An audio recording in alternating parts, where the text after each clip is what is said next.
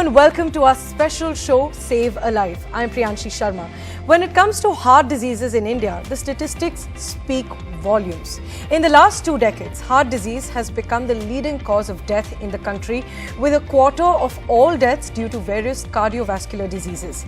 Even worse is the fact that the disease hits us Indians in our most productive middle years. In almost every family, we have at least one family member with a heart disease. Improved awareness may lead to early recognition of CVD symptoms and their risk factors and make patients aware of the importance of regular checks, even if they are healthy. Also, most of cardiac arrests are sudden and on the spot. It is possible to prevent these sudden cardiac deaths if they receive immediate medical attention and CPR. Many adults in cardiac arrest can be revived with intact neurologic function if the bystanders provide immediate CPR.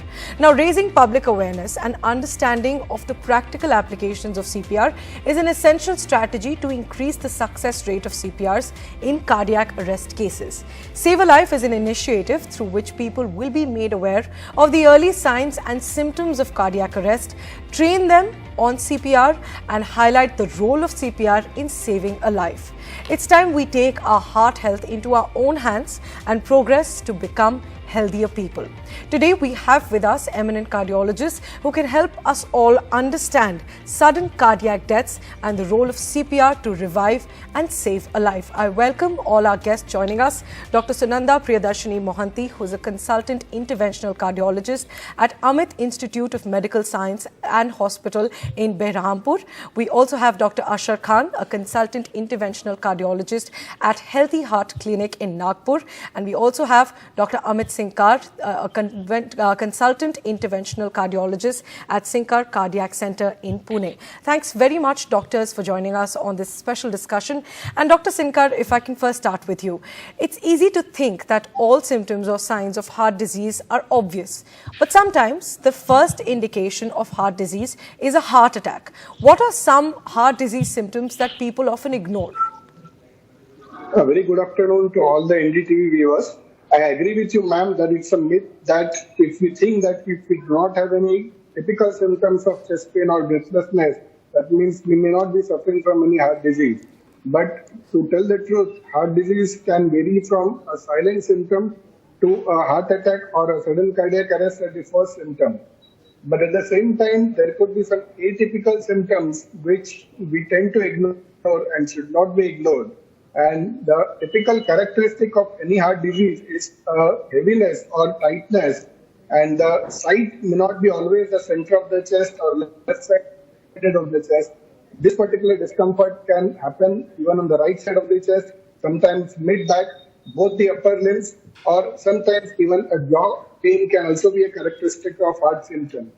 Not only that, sometimes symptoms like acidity, bloating, gases, heartburn, feeling of fast and irregular heartbeat or giddiness, extreme tiredness, fatigue, or such symptoms can also be pointers towards heart disease. If someone is getting any kind of symptom, probably they need to consult their doctors as early as possible. Right, of course, those symptoms are important for all of us to note. And Dr. Khan, it is said that angina is also a symptom that's caused by coronary heart disease. So what is angina and what causes it? Good afternoon to all viewers. So angina is a classical symptom of heart disease, and it has been known since the ancient time. Sushruta, the great Indian physician, described angina as ritashola. It means like feeling a dagger in the heart. So in layman terms, angina is a type of chest discomfort or chest pain that occurs when the heart muscle is deprived of oxygen-rich blood through the coronary arteries. It is typically described as a squeezing, pressure, or heaviness in the chest. However, some patients can actually experience this pain in the arms, in the neck, in the jaw, or in the shoulders. So the most common cause of angina is coronary artery disease, and angina is caused by narrowing or blockages in one or more coronary artery disease, which is supplying the oxygen-rich blood to the muscle of the heart. So Priyanshi, it is very important to know who are at risk for developing angina. It is important to note that patients who are smokers, who have a lot of stress in their life, people who have high blood pressure, high blood cholesterol, diabetes are very high risk for developing angina. At the same time, people who have a very strong family history of heart disease in their family should be careful about the development of angina and should meet their doctors regularly. Right, and while we're talking about angina, Dr. Mohanty, how can a person differentiate the pain of angina from a heart attack? Okay, good afternoon everyone. So basically when we say angina, we mean a symptom complex. So it is basically something which the patient describes as tightness in chest, difficulty in breathing, and these symptoms are mostly exertional and they decline with resting. So it is not actually a grave medical emergency. It happens due to slowly growing atherosclerotic plaques that develop in the vessels of the patients. So on the other hand, when we speak of heart attack, it is an absolute medical emergency and it occurs due to abrupt and complete closure of the arteries of the heart. So the symptoms are more severe, they are persistent, and the medical always absolutely needs immediate medical attention and simple investigations like ECG, blood troponin levels. They can help to diagnose the condition, and most often patients with heart attack will need immediate intervention, whereas patients of angina can be managed well enough with medical therapy. Right, and my next question to you, Dr. Sinkar, clogged arteries can lead to heart attack and stroke as well. So can high blood pressure indicate blocked arteries? High blood pressure directly does not indicate clogged arteries, but high blood pressure is definitely a risk factor for developing blockages in the blood vessels. Basically, high blood pressure causes increase in resistance in the blood vessels that causes damage to the inner lining of the blood vessels. And that creates a venue for whatever bad fats are running through the blood. They tend to accumulate over these damaged blood vessels, followed by accumulation of certain blood cells called as platelets, which lead to blockages in the blood vessels. So blood pressure is definitely a strong risk factor which should be controlled to prevent any kind of blockages in the heart blood vessels. Right, and let's now talk about another disorder that is linked with heart diseases often. Dr. Khan, sleep apnea is a potentially serious sleep disorder. So is there any link between sleep apnea and heart disease? And how can someone prevent a heart disease if he or she is suffering from sleep apnea already? Yes, Priyanshi, there is a very strong link between sleep apnea and heart disease. So sleep apnea is a disorder in which a patient's breathing gets interrupted repeatedly during the night time. This results in drop in oxygen levels and frequent nighttime awakening. This can lead to multiple health problems such as high blood pressure, heart disease, as well as stroke. So during episodes of sleep apnea, the patient's oxygen level drops, and this results in a lot of stress to the cardiovascular system of the body. As this stress keeps on accumulating over a period of time, this causes a lot of functional damage to the functioning of the heart as well as that of the blood vessels. So patients with sleep apnea also tend to have other risk factors for heart disease such as obesity, diabetes, and high blood pressure. So when we talk about treatment of sleep apnea, the most important thing is lifestyle changes by a patient. It is very important to reduce their weight. It is very important to forego smoking. It is very important to avoid alcohol and sedatives before nighttime. CPAP, that is continuous positive airway pressure, is a method that is used to treat sleep apnea. It is a method by which a mask is used to provide a continuous stream of air throughout the night, which prevents the collapse of airway and prevents the drop in oxygen and the further detrimental effects of that. So besides that, some people may actually require surgery to correct the physical obstruction to respiration to prevent apnea spells. It is also very important for patients with sleep apnea to manage other risk factors which put them at high risk for heart disease, like high blood pressure, high cholesterol, and diabetes. This may involve making dietary changes, enrolling themselves into a weight loss or an exercise program, and taking their medications regularly as prescribed by their doctor. So by managing sleep apnea and the risk factors that predispose them for heart disease, patients with sleep apnea can actually prevent the risk of developing serious cardiovascular problems. Right. Right, and while we've talked about sleep apnea, Dr. Mohanty, if we shift our focus now to what happens if you have an abnormal heart rhythm, what is the most common serious heart rhythm abnormality? Well, speaking about the normal heart rate of an individual varies between 60 to 100 beats per minute. Now, we have two groups of arrhythmias that can occur. One is when the heart rate is less than normal, which we describe as bradyarrhythmias, and the other group is tachyarrhythmias. Both of them can generally present with palpitations, loss of consciousness, and fatigue. All these conditions can generally be diagnosed well enough with ECG or tests like Holter test, electrophysiological studies, etc. Now, these conditions can be present in a person from birth, or these can be acquired. And speaking of the most common arrhythmia that we see worldwide, atrial fibrillation is the most common arrhythmia seen worldwide, and it is associated with an irregular heart rate. The heart rate goes very high, and most patients they present with palpitation, shortness of breath, and fatigue. But the interesting thing about atrial fibrillation is that sometimes it may not be diagnosed, like it can be an incidental finding in most patients. Only a simple ECG can reveal that the patient has atrial fibrillation. And the incidence is very high with increasing age of the population, with most of the cardiovascular morbidities which are being well managed these days. Slowly the incidence is also increasing. Right, and as we discussed that an abnormal heart rhythm is dangerous. So Dr. Sinkar, which abnormal heart rhythm can cause sudden cardiac arrest and how? Out of all the abnormal rhythms, ventricular fibrillation is the most dangerous, and it can lead to immediate loss of consciousness and can cause cardiac arrest. So that's where the importance of CPR lies. If someone detects a patient to be unconscious and if ventricular fibrillation has been found, then CPR has to be given immediately. So all individuals should be trained in CPR, and if available, an AED machine which can deliver an immediate shock should be utilized. So I would recommend all of the viewers to understand how to do basic CPR in case of any unconscious patient. And as the theme says, that we should take the heart health in our hands and be a responsible citizen. Our initiative can definitely save someone's life. So save a life by understanding how to deliver basic CPR. Right. We'll pause for a short break now, but we'll return with more of these important questions with our doctors. Stay tuned.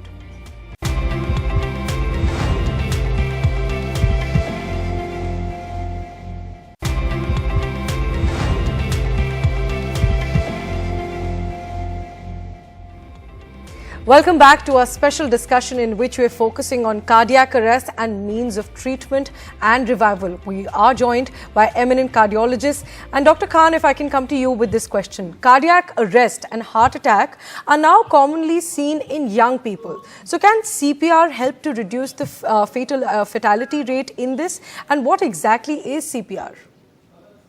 So yes, Priyanshi, cardiac arrest and heart attacks are serious medical conditions that can affect all ages. So initially there was a misconception that heart disease tend to occur only in older ages. However, over the last few years, particularly with a few high-profile examples like that of actor Siddharth Shukla and Christian Eriksen during the Euros, we have seen that even young patients are susceptible to cardiac arrest and heart attacks. So in the event of a cardiac arrest or a heart attack, as Dr. Sinkar has said, performing CPR can be a life-saving intervention that can help reduce the fatality. So CPR stands for cardiopulmonary resuscitation. It is a technique that is used to maintain blood flow and oxygenation to the body when the heart has stopped beating or is pumping ineffectively. CPR involves a combination of chest compression and rescue breaths that are administered by an individual. So during CPR, the chest compression helps to circulate blood throughout the body and preserve the vitality of the important organs such as brain and heart. And the rescue breaths provides oxygen to the lung. So the goal of CPR is to sustain these vital organs until medical help arrives.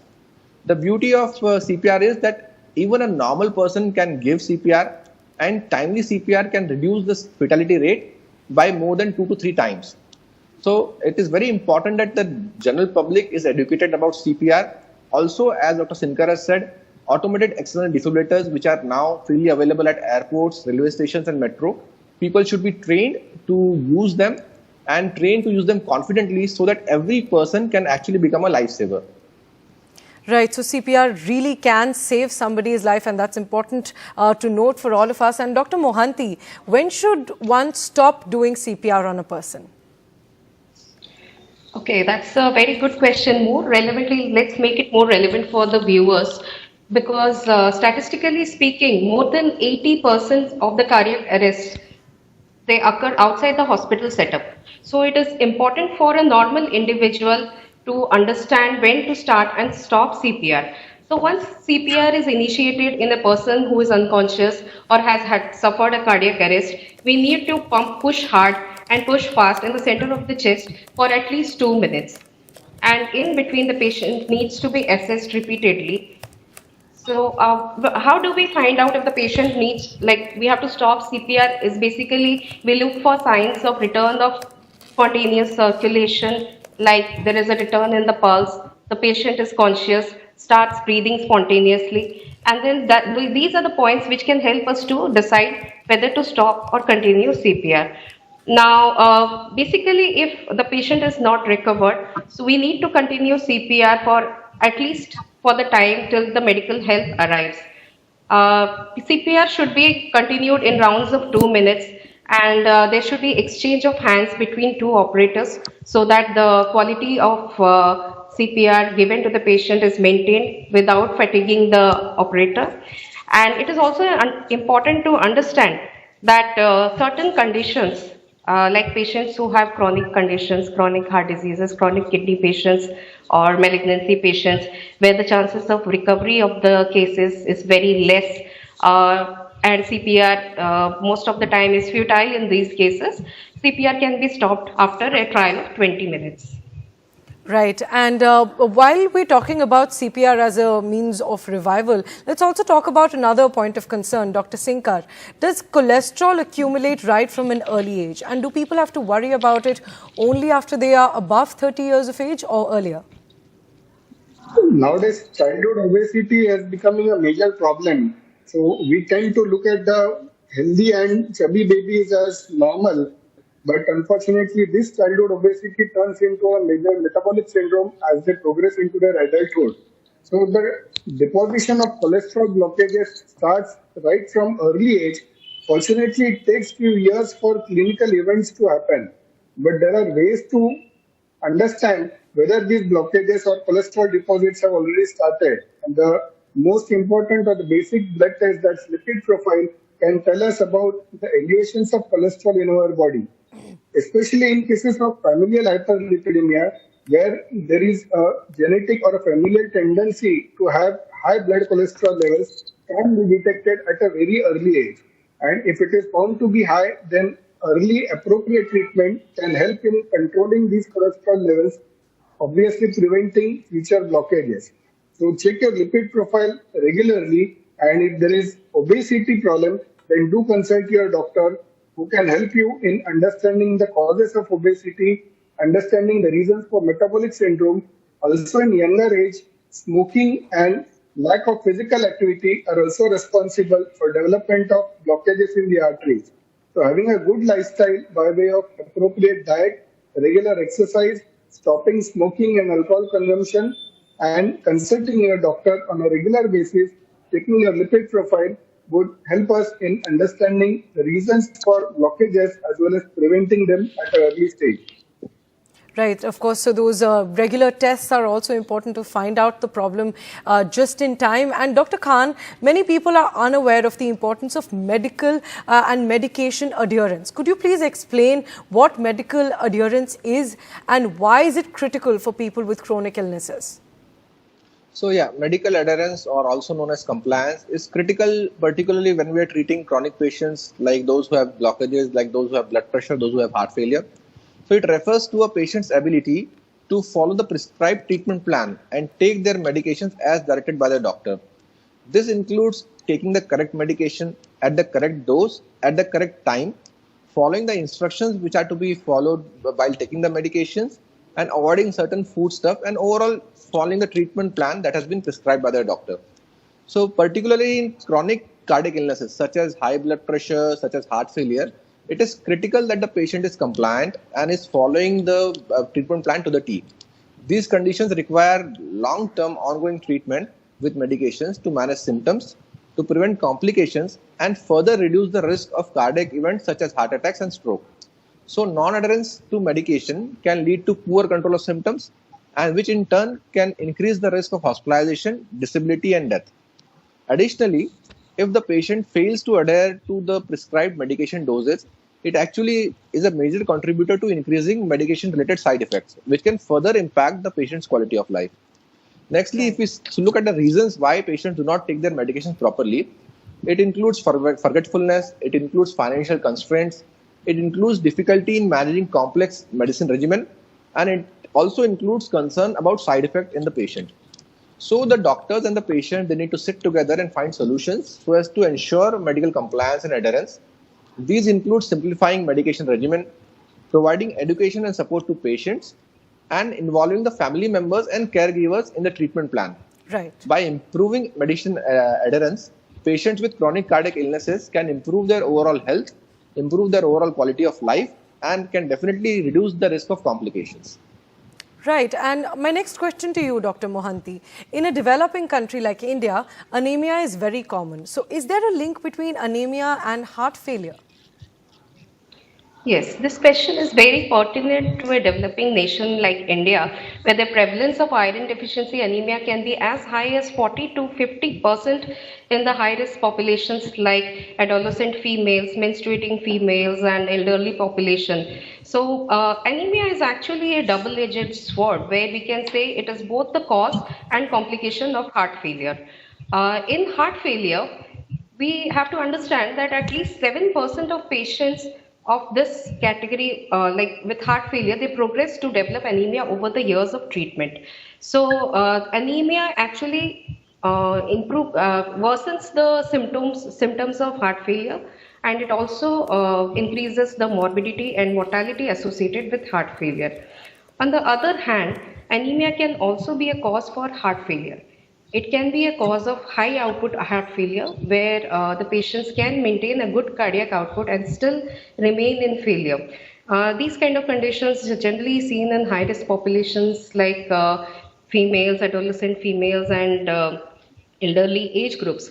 Now, we also have to understand the fact that a lot of comorbidities are associated with heart failure, like CKD, which is also called chronic kidney disease, and it's a chronic inflammatory state. So overall, there is less absorption of iron from the GI tract, and there is less iron reserve. So most of these patients will ultimately need therapy in the form of intravenous iron or oral iron therapy. So which actually improves the outcome, and studies have proven it. It actually improves the outcome in heart failure patients. Right. And while we've talked about the link with anemia, Dr. Sinkar, what is the connection between diabetes and heart disease?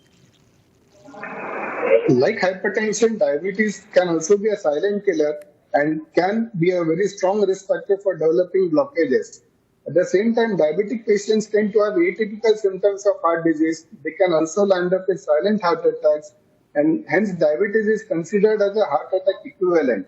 That means someone who has been having diabetes should consider himself or herself as an equivalent of a heart disease, and they should be taking precautionary medications, lifestyle modifications, regular activities, and diet control very seriously. Not only that, they should be having regular health checks regarding heart disease, and if any heart-related abnormality is found, should be taken seriously and should be treated as early as possible.